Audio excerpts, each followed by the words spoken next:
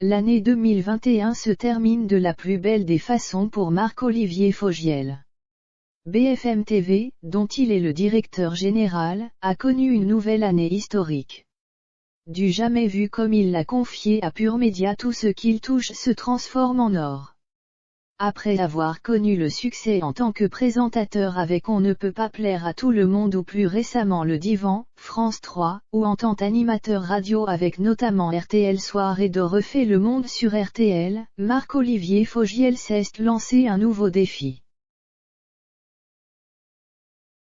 En avril 2019, il a été nommé directeur général de la chaîne de télévision BFM TV. Et, cette année encore, il peut se targuer d'être à l'origine du succès de la chaîne d'information en continu. Il a surmonté un confinement ou encore un plan de relance, alors cette année le public ne doit pas être étonné que le succès soit une fois de plus au rendez-vous.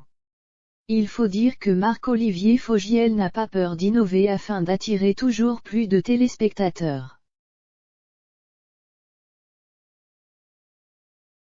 En septembre dernier, il précisait sur les ondes d'Europe 1 qu'il avait perfectionné leurs avant-soirées, notamment en accueillant Yves Calvi, tous les soirs de 18h50 jusqu'à 20h, et Natacha Polony avec Polo News, du lundi au jeudi entre 20 et 21h. À l'heure du déjeuner, le public a le bonheur de retrouver Pascal Latour du Pin qui a quitté LCI pour revenir chez BFM TV qu'elle avait quitté en 2017. Elle est désormais aux commandes du Déj Info tout au long de la semaine, de 12h à 14h. Marc-Olivier Fogiel s'est aussi réjoui de retrouver Alain Marchal et Olivier Truchot, qui animent ensemble une émission du lundi au jeudi de 17h à 19h. C'est un duo important et ils avaient chacun une émission différente sur la chaîne.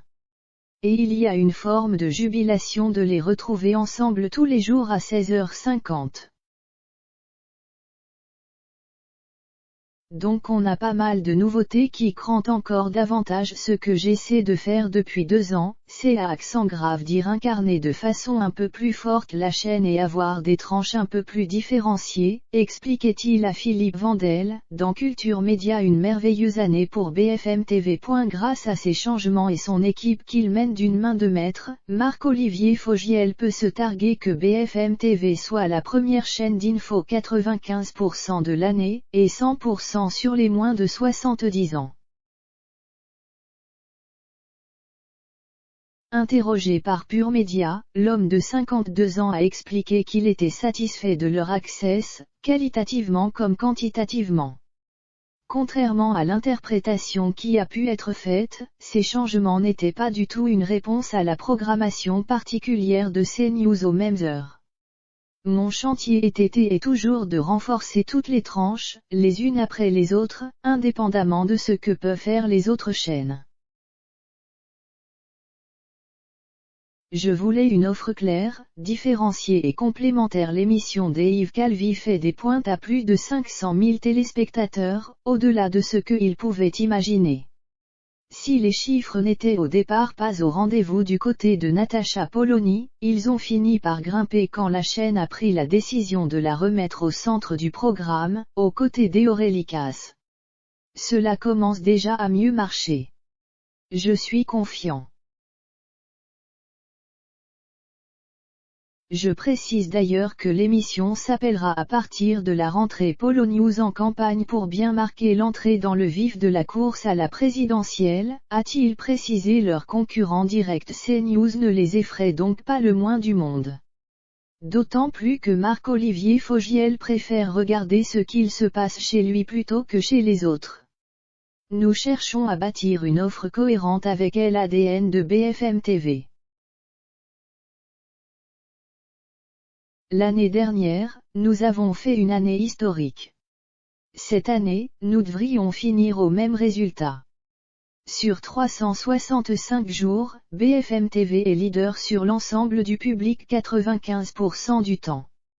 C'est 100% du temps sur les moins de 70 ans. C'est du jamais vu. J'ajoute que nous terminerons l'année avec une part d'audience moyenne située entre 2,8 et 2,9%, 2,9% étant notre record historique. La chaîne est donc en croissance, même s'il ne faut pas s'endormir sur ses lauriers, bien entendu, a-t-il déclaré.